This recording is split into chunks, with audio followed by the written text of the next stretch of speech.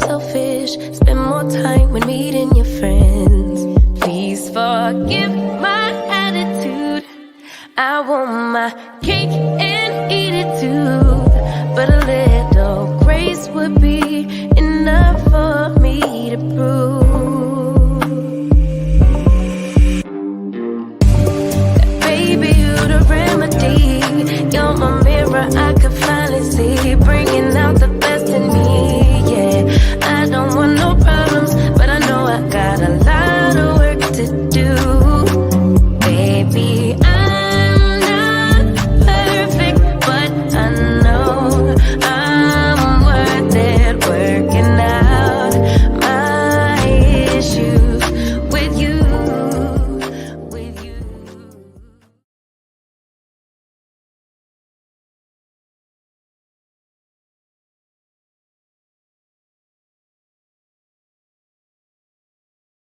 Well, first of all, listen, it's interesting about all these young guys today. They never call on us and say, hey, thanks for the kind word and telling me how great a player I am. But when they play like crap and we call them out, we don't know what we're talking about. Listen, I'm easy to find.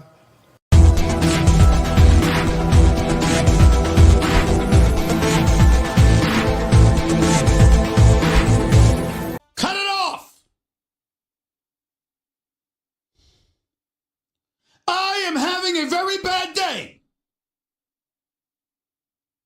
I am in no mood. This, today, is one of the worst days that I've had in a long time.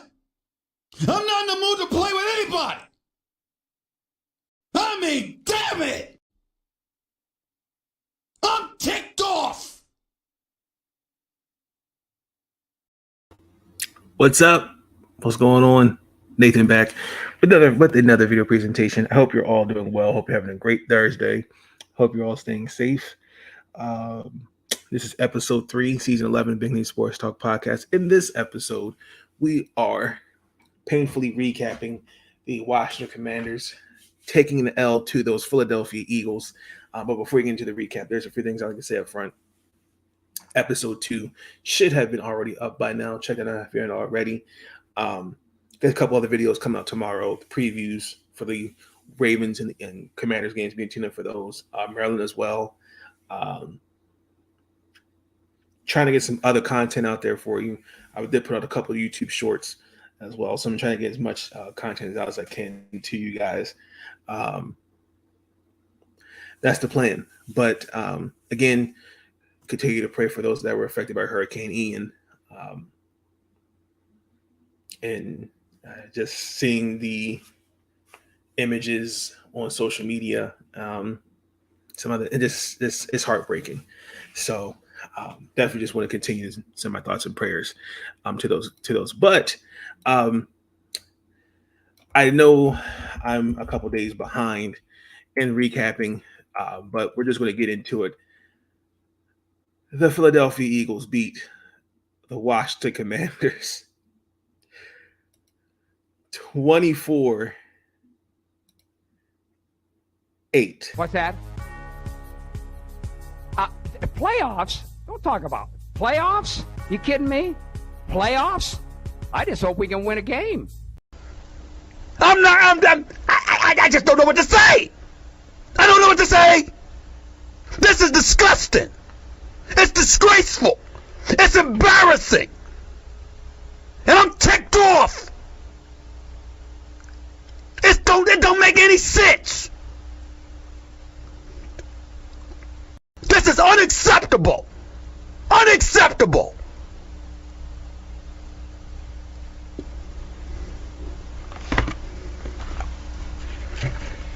And something needs to be done about it.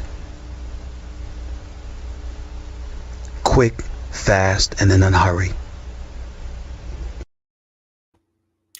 Jalen Hurts is a top 5 MVP candidate for this season. Guaranteed! That passing offense of Philadelphia's is a lot better than what it was last year. Jalen Hurts I've always been a fan of him, even coming out of Alabama. I didn't understand why everyone last year was off the wagon saying, "Oh, if he doesn't take a step forward, they need to move on from him." When that offense literally was atrocious. But that's a whole other video. That's a whole other subject for another video. Jalen Hurts threw for 340 yards, 3 touchdowns. Devontae Smith looking like the second coming of Jerry Rice, 169 yards. Offense is what we expected it to be. Defensive, we didn't make any adjustments on that. And it showed. The big plays built this burnt us like toast.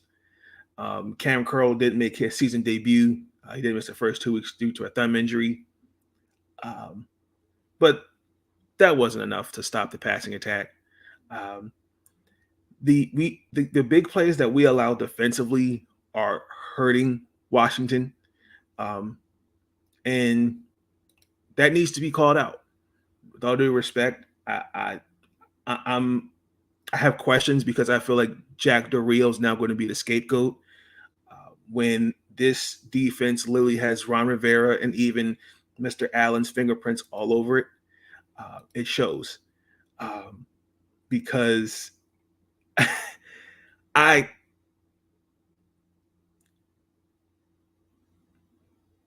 this defense is just not what it is, what I expected it to be.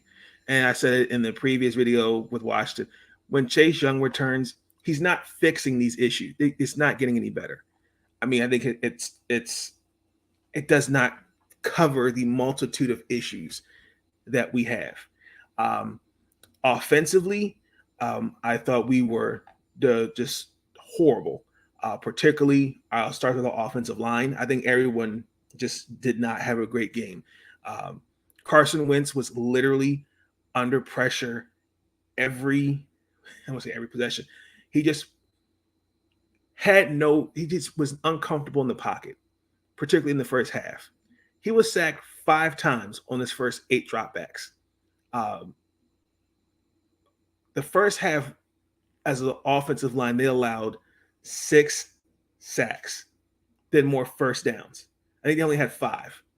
And compared to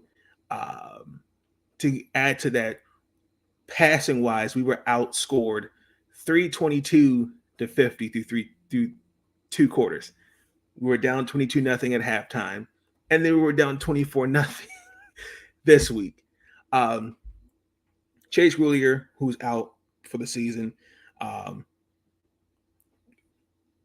mean, there's no match. I mean, our Philadelphia's front 4 literally just dominate the offensive line. I mean, Fletcher Cox and Hargrave had back-to-back sacks on those possessions. Brandon Graham's had a strip sack that led to the Dallas Goedert touchdown in the second quarter. Like, the last time they done that thing was like back in the 91 season. And again, that just showed that we failed to make the necessary adjustments. Again, Carson Wentz, and I feel like, and I think this is what's plagued him since when he was in Philly, Indy, and then now here. When offensively as a team, I've noticed, this is not with Washington, but since his whole journey so far, when offensively they can't get things going, he tends to,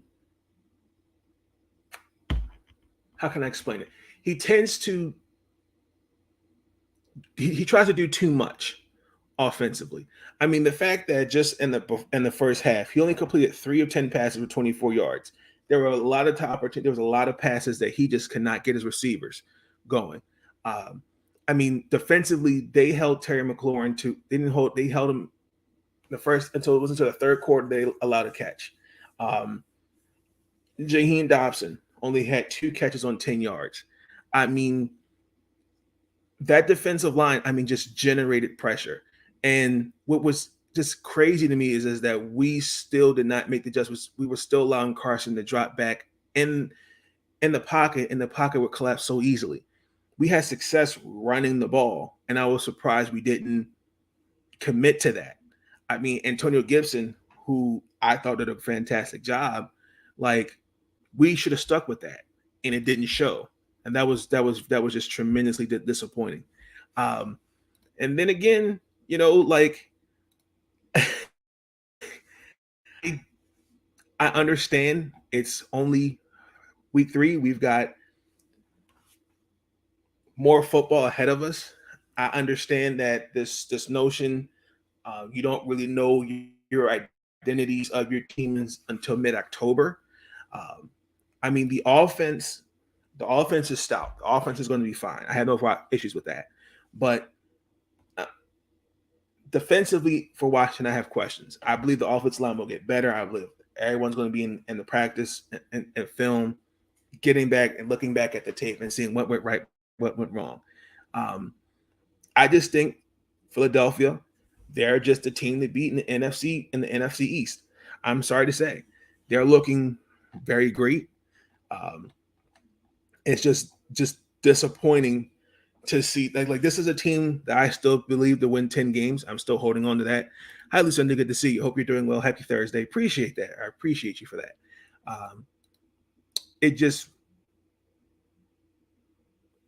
I didn't think that defensively we would look this bad. Offensively,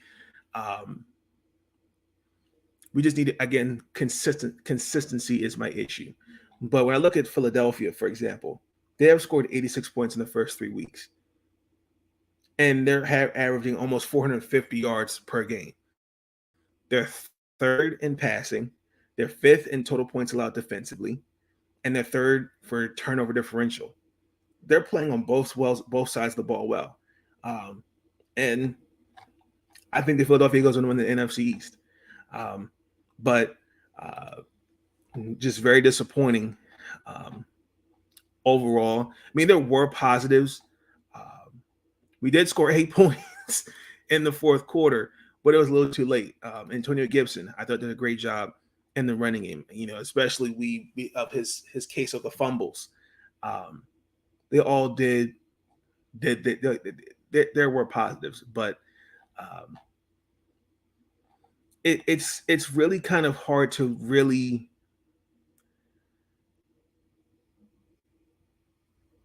take away any positives because a lot of the flaws showed more. When you allow 9 sacks as an offensive line, that can happen. And Washington, again, they just put themselves in this hole and they struggle to come out of it. And I don't really know what to expect going forward with Washington. I don't think, no, I'm not calling for anyone's job, but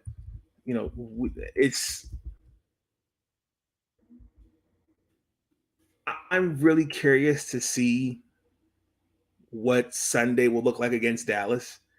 I know in their mind, for some, it's a revenge game. But I think what you could definitely take away from this is that offensively, we got to get offensive line. They got to get together with their offensive line coach and say, hey, look, this is what we should have done better. This is what we can do better. Scott Turner, if you know something worked, like the running game, you make that adjustment. Defensively, you might have to. I don't really know what you could do on the defensive side of the ball. I mean, Cam Curl came back, but he did. It really wasn't much help. I mean, your 2 corners, your number 1 and number 2 corners. I mean, they're just not the answer. And I know it's week 3, but the first 3 weeks, these last 2 games, I should say, I would have thought to have seen some type of adjustments, but You see what I'm saying? You see what I'm saying? Every single time, man, something goes wrong. Nothing.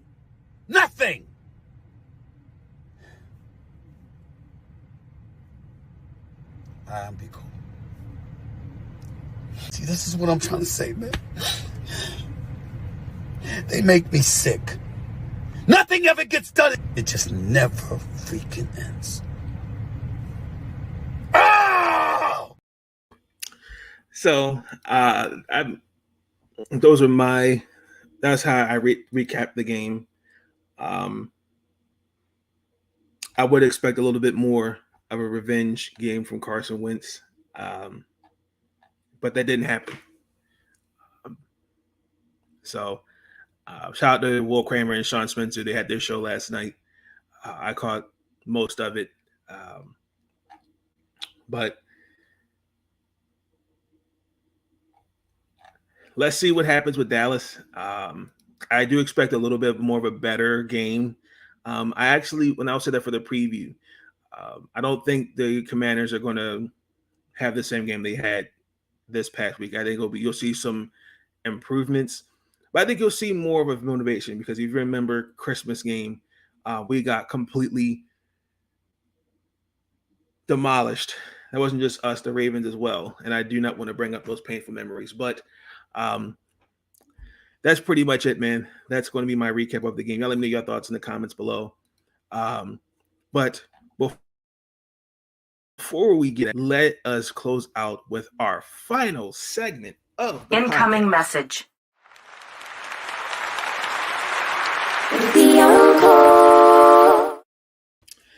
Yes. This is not football related. This is more of sports journalism related.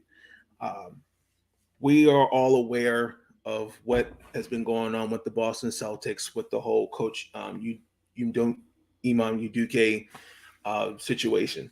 I think it's very disgusting that we've had people on social media and other platforms the way they have gone at Malika Andrews for doing her job and asking for Rachel Nichols to come to replace her. I think that's utterly disgusting. Day by day, masculinity looks bad because of things like this. I'm just gonna say this was the way this whole situation has been handled by the Boston Celtics has just been piss poor.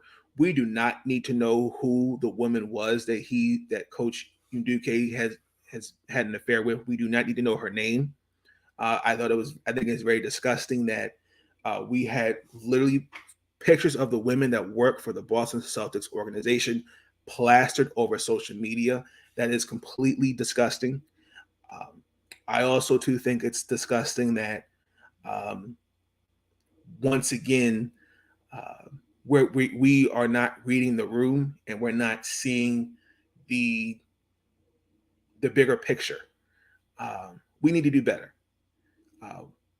Even the coach that is replacing him, yes, it is fair to bring up his past. Unfortunately, even though it happened 13 years ago, Jason Kidd, Charles Lee Billups, they all have records.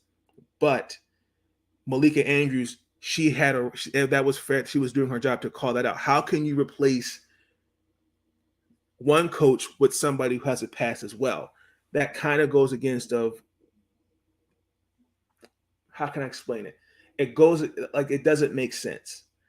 And again, I think a lot of people, ever since that episode of The First Take with Stephen A. and Malika, Malika was not wrong in what she was saying. I understood what she was trying to say, but we all know who Stephen A. Smith is.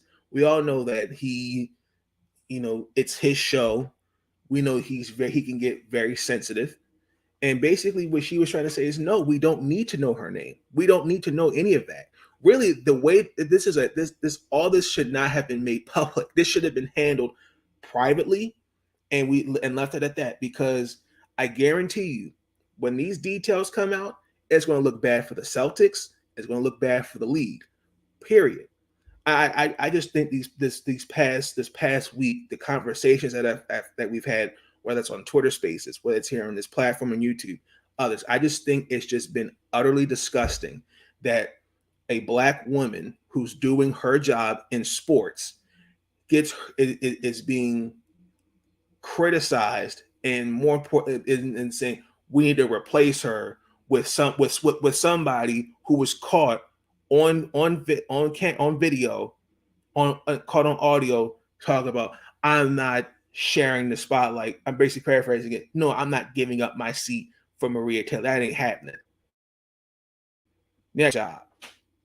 But this is we have to do better. We have to do better because the women and journalists, particularly Black women, that bust their ass day in and day out, whether it's through football, basketball, baseball. There are women that do their damn jobs every day and they do not get the flowers that they deserve. It's always got to be some type of criticism. There's always got to be some type of obstacle in their way to go, no, this can't, you're not doing that right. You're not doing this right. It's just been disgusting to really just hear some of the things that I've heard these past few days. And we honestly need to be we need to evaluate ourselves, because how many conversations are we going to continue to have? We can have all these conversations, but until we really start looking at ourselves as individuals and saying, we got to do better, we could keep talking about this stuff. But until we start looking at ourselves and going, nah, you're right, we need to be better at that. I just think it's just been disgusting. I do. And Malika's going to continue to do her job. Tarika Foster Raspy is going to continue to do her job. Christina Williams, other women that I have given tons of flowers on Twitter that have helped me build what this is today. I've given them their flowers, and I will continue to give them their flowers. But we need to understand that there is a fine line, and unfortunately, those lines have been crossed. But unfortunately, these are conversations that must be had.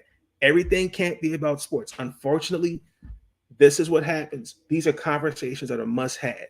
And I just feel bad that once again, because of what happened yesterday, particularly on Twitter, conversations had to occur like that again. And it just was disgusting from the standpoint of that we had men on Twitter calling for Malika Andrews' job because of her doing her job. Makes no sense. Makes absolutely no sense. So that's going to conclude the episode. I hope you all enjoy the rest of your Thursday.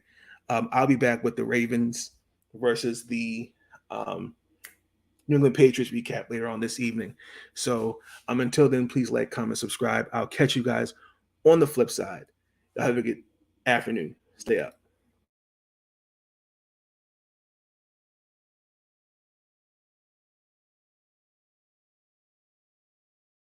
But I get sick of these guys complaining. These young guys, they never call us and say, when a coach is wrong, I'm going to call him out. But when players are wrong, I'm going to call them out. Thanks for the kind words. But listen, I'm going to criticize guys that they deserve it. And listen, they can kiss my ass if they don't like it. Thank you for tuning in to Big Nate Sports Talk. If you enjoyed that episode and you want to see more content, be sure to like, comment, and subscribe. Bring your sports game on Big Nate Sports Talk.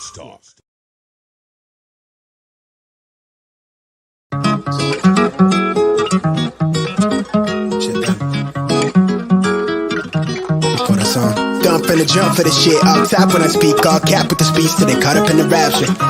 So out of line with the phrase game. Let's take a break, been a long day. Hit your line with you fall through with the nightsticks. Maybe help me spark the ideas. We got nowhere else to go, it's only up from there. I've been on my own, just running through the fields there. Did it for the ears, I know that's how they like it. Yeah, I fantasize. Tell me that it's real when it's all said and done. I said it how I feel it. I let them hear the fear of a passive aggressive. Angry black man with a passion. Steady grip when I shoot to the stars with a full clip. Trying line with a loose leaf. Then I proofread till I lose sleep. Couldn't handle the truth in your bed with the writing. Love at first sight shit, art over hype shit. Need a sound bite for the time capsule. Press play, they pause time for a bit. Smitten, I admit it, couldn't kick it. I'm in love with the fine print. Scribble type of shit they wouldn't find behind it. White suspicious behind the eyelid. Tell a reckless with the clauses. Careful with the cost me. Need this shit forever, but I never ever stop until they put me in the coffin or they off me. Fuck niggas quick to auction, they false print. Always treat this shit with